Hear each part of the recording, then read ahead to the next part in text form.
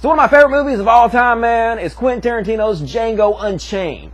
Samuel L. Jackson plays one of the greatest characters in movie history. He plays an Uncle Tom house Negro. And Uncle Tom house Negroes were incredibly hated among the other slaves because basically they sold out their own race for the white man. Well, I got bad news for you, black Christians. Basically, every one of you are Uncle Tom house Negroes. It's true. I'm sorry. You may not like it, but the truth is the truth. And I'm going to tell you a story. A true story. A little over 400 years ago, the first slave ship came to America with African slaves on it. And it was called the Good Ship Jesus. Go look it up. It's true. This is history, man. The Good Ship Jesus was the first to bring African slaves over here, but it was not the last. Many other ships followed. And those of your ancestors who were lucky enough to actually make it over here, well, they were tortured and raped and murdered, some of them tortured and murdered in front of the others just to make an example about what happens to you if you fight back. Their families were torn apart, never to see each other again, and then they were put to some of the most back-breaking labor day after day the mind could possibly imagine until their bodies gave out.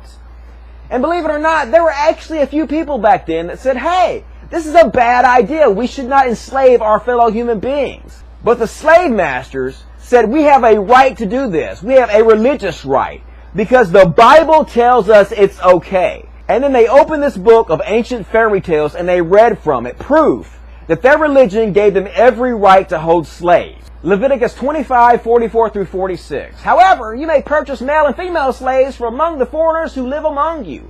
You may also purchase the children of such resident foreigners, including those who have been born in your land. You may treat them as your property, passing them on to your children as a permanent inheritance. You may treat your slaves like this, but the people of Israel, your relatives, you must never treat this way. But how about what it says about your daughters? If a man sells his daughter as a slave, she will not be freed at the end of 6 years as the men are. If she does not please the man who bought her, he may allow her to be bought back again. That's Exodus 21:7 through 11. Go look it up, people. The Bible is very clear. Slavery is fine. And before you guys even start telling me that was the Old Testament and it no longer counts because the New Testament changed everything, how about some New Testament for you? Slaves, obey your earthly masters with deep respect and fear. Serve them as sincerely as you would serve Christ. Ephesians 6:5. And how about 1 Timothy 6:1 and 2? Christians who are slaves should give their masters full respect so that the name of God and His teachings will not be shamed. Go look it up. Even the New Testament is very clear. Not a single place in this Bible anywhere does it condemn slavery. In fact, it condones it over and over and over again. Not even Jesus Himself ever said a single bad word about slavery. In fact, this is what He said. The servant will be severely punished, for though he knew his duty, he refused to do it. But people who are not aware that they are doing wrong will only be punished lightly. So even according to Jesus, even if you didn't know you were doing wrong, if you're a servant or a slave, you can still be punished. That's the words of Jesus Himself. Not a single word from Jesus ever denounces slavery, even in the slightest. And this is exactly the excuse that the slave traders and the slave masters used for the brutality of their slaves. They used the Bible as a shield to block them from any criticism for the horrors they were conducting. And then black American Christians, they came to your ancestors with this bullshit. And they beat them and they tortured this into their brain. They gave them no choice to believe it. And you can imagine at first they must have thought it was total bullshit. The African slaves must have been like, so you're telling me a snake talked and then God impregnated a virgin with Himself so He could sacrifice Himself to forgive us of the shit that He condemned us to begin with?